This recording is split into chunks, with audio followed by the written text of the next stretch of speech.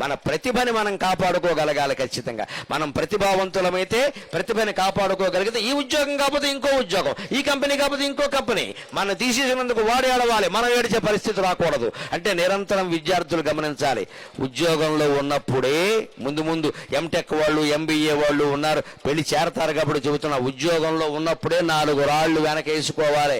4 రాళ్ళు అంటే గులకరాళ్ళు మట్టి రాళ్ళు కాదమ్మా, రూపాయలు.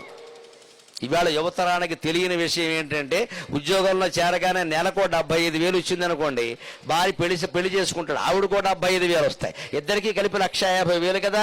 వెంటనే రాగానే ఏం చేస్తారు, మామూలు ఇల్లు కొనరు, విల్లా విల్లా విల్లా అంటే విల్ల ఆడిపోవడమే. ఇంకా ₹1 కోటి విల్లా కొనేస్తాడు, బ్యాంకు వాడు ఇస్తాడు, వాడు సొమ్మేం పోయింది, బ్యాంకు వాడు ఇస్తాడు, లోను ఇచ్చేమంటాడు, నెలకి ₹1,00,000 50,000 వాయిదా వేస్తాడు, నెలకి 50,000, అలా 15 ఏళ్ళు కట్టమంటాడు. వీళ్ళు ఏమనుకుంటారు, 15 ఏళ్ళు మనకి 1,50,000 ఇంకా పెరుగుతుంది, ఏం పర్వాలేదు కట్టేయచ్చు అని సంతకాలు పెట్టేస్తారు. 4 ఏళ్ల వీళ్ళు ఉద్యోగం పోతుంది, ఎవడు కడతాడండి ఈ డబ్బు? అప్పుడు విల్లాలో ఉన్నా సుఖంగా ఉండగలరా? జీవితంలో నేర్చుకోవలసింది ఏమిటి అంటే, భారతీయ సంస్కారం, simple living and high thinking. చాలా సాధారణంగా జీవించాలి, ఉన్నతంగా ఆలోచించాలి, అది భారతీయ జీవన విధానం. దయచేసి యువకులు రేపు పెళ్లిళ్ళు అవగానే ఉద్యోగాల్లో జరగానే ఇంటి నిండా సామాను పెంచుకోకుండా అమ్మా, అవసరం లేదు. ఓ పెద్ద ఐరావతం అంత సోఫా అవసరం. నువ్వు ఉన్నదేమో ఇక్కడ ఆ రమణారెడ్డిలో ఉన్నావు సన్నగా, ఇక్కడ నీకు సోఫా దేనికి పని లేక సన్నగా ఉన్నావు, ఇక్కడ 0 సైజు నడుము వేసుకుని తిరుగుతున్నావు, ఇక్కడ అటు ఇటు. ఇక్కడ నీకు మళ్ళీ సోఫా ఐరావతం, మళ్ళీ ఇప్పుడు మొగుడుకో సోఫా, అదో ఐరావతం, దీనికి మళ్ళీ పక్కన 2 కుర్చీలు, ఇవన్నీ కలిపి మొత్తం 2 లక్షల సెట్టింగ్. ఎవడ కట్టాలని డబ్బులు? 2 ప్లాస్టిక్ కుర్చీలు ఇంట్లో బారేసుకుంటే పోలా, పని అయిపోయింది. అద్దె ఇంట్లోనే ఉండాలి, సుఖంగా బతకాలి. సొంత ఇల్లు మనం అప్పు చేయకుండా కట్టుకోగలిగినప్పుడే కట్టుకోవాలి ఖచ్చితంగా, బ్యాంకు లోన్ కూడా తీసుకోవద్దు. సొంత ఇల్లు కట్టుకోగలిగినాడు కట్టుకుంటాం. అంతవరకు అద్దెంట్లో ఉన్నాం అనుకోండి, ఉద్యోగం పోయినా పర్వాలేదు వెళ్ళిపోతాం, దానికే ఉందండి. ఇది ఆదాయ సూత్రం, ఇది విజయ సూత్రం. జీవితంలో ఆత్మహత్య పరిస్థితే రాదు ఇలా ఉంటే.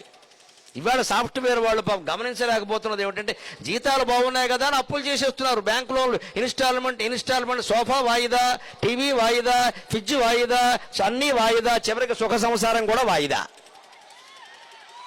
1వ తారీఖున జీతం వచ్చేసరికి వాయిదాలు కట్టేసరికి చేతిలో ఏం లేవు, ₹5 మిగిలే ఇక్కడ టీ తాగడానికి, అది కూడా ₹5 టీ కూడా రాదు వేళ.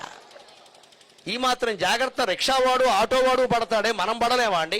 ఎందుకు మన చదువులు? ఇంకా ఆదాయాన్ని మించి ఖర్చు పెడుతున్నావు అంటే గోతులో పడినట్టే లెక్క. పెద్దవాళ్ళు ఉపదేశం అదే చేస్తారు సాధారణంగా, జాగ్రత్త చూసుకొని ఆయన జాగ్రత్త చూసుకో అంటే వినరు, వెళ్ళేదో చేస్తారు అక్కడ. అందుకని జాగ్రత్తగా. అందుకని హంస అంది, నాకు ఈయన ఉద్యోగం తీసినా పర్వాలేదు, నేను హాయిగా నాకున్న ప్రతిభతో నేను బతికేస్తా. అందుకని విద్యార్థులు ఎప్పుడైనా ఉద్యోగం పోయినా భయపడకుండా ముందే 4 డబ్బులు జాగ్రత్త పెట్టుకుని, మళ్ళీ ఉద్యోగం వచ్చేలోగా 3-4 నెలల్లో ఏం చేయాలి? సాహిత్యం చదువుకోవాలి, ఉద్యోగానికి సంబంధించిన పుస్తకాలు చదవాలి, జర్నల్స్ అంటారు. అలాగే నెట్లో గూగుల్లో దానికి సంబంధించిన సమాచారం వెతకాలి. మన ప్రతిభను పెంచుకోవాలంటే ఏం చేయాలో అది చెయ్యాలి. ఉద్యోగంలో చేసినప్పుడు 12 గంటలు చేసాం, 13 గంటలు చేసాం, స్ట్రెస్ ఒత్తిడి అన్నాం కదండి. మరి ఇప్పుడు ఉద్యోగం లేదు కదా, ఏ ఒత్తిడి లేదుగా, సుఖంగా ఇంట్లో కూర్చొని చదువుకోవచ్చు కదా.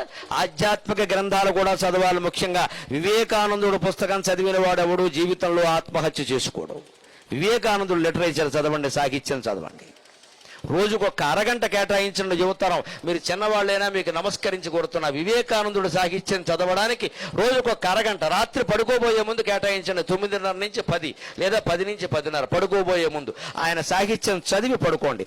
అద్వైత సాహిత్యం అయింది కంప్లీట్ వర్క్స్ ఆఫ్ వివేకానంద అని 8 వాల్యూములు ఇంగ్లీషులో ఉంటే, ఈ జీవుడు 8 వాల్యూములు కూడా 2 సార్లు చదివాడు ఎప్పటికీ. అందువల్ల ఇంత ధైర్యంగా బతకగలుగుతున్నాం, ఇన్ని మాటలు మాట్లాడగలుగుతాం. నేను దానికి పెట్టుకున్న సమయం రాత్రి 9:30, 10. నేను 10ంటికి పడుకుంటాను, 5 గంటలకు లేస్తాను, ఖచ్చితంగా 7 గంటలు నిద్ర, తిరుగులేదు. ఆ సమయంలో ఫోన్ కట్టేస్తాను.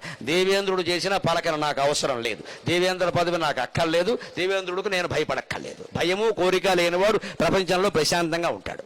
కోరిక లేనివాడు, భయం లేనివాడు ప్రశాంతంగా ఉంటాడు. నాకు కోరిక లేదు, మా అమ్మ దయ వల్ల, మా నాన్నగారి దయ వల్ల నాకు భయం లేదు. అందుకని నేను హాయిగా ఉంటాను. 10ంటికి ఫోన్ కట్టేస్తా. పొద్దున్న 8, నా పొద్దున జపం అయిపోవాలి, పారాయణ అయిపోవాలి, 8:30 కాఫీ తాగుతా. అప్పటి వరకు నేను ఫోన్ తీయను.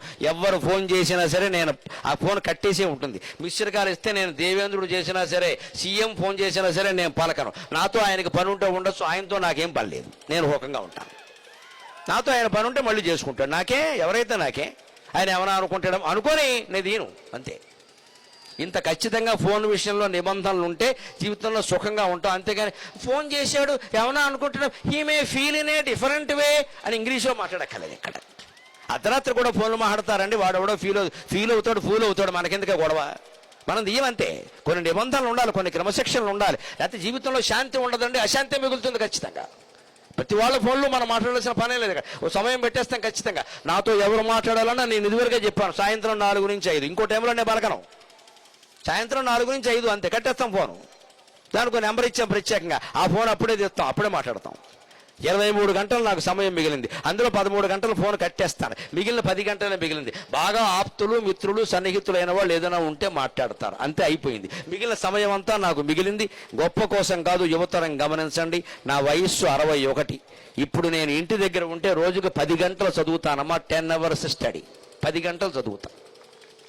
ఇప్పుడు కూడా నేను ఖమ్మం వస్తూ బ్యాగ్లో ఓ సంచి ఓ పుస్తకం పట్టుకుని వచ్చా. సాహిత్యంలో ఉండే వర్ణనలన్నీ ఉన్నాయి, అది 22 సంపుటాలు, అందులో 19వ సంపుటం చదువుతున్నా. నేను రైల్లో వస్తూ చదివా, కారులో కూడా కూర్చుని చదివా. నాతో వచ్చిన వాళ్ళని అడగండి.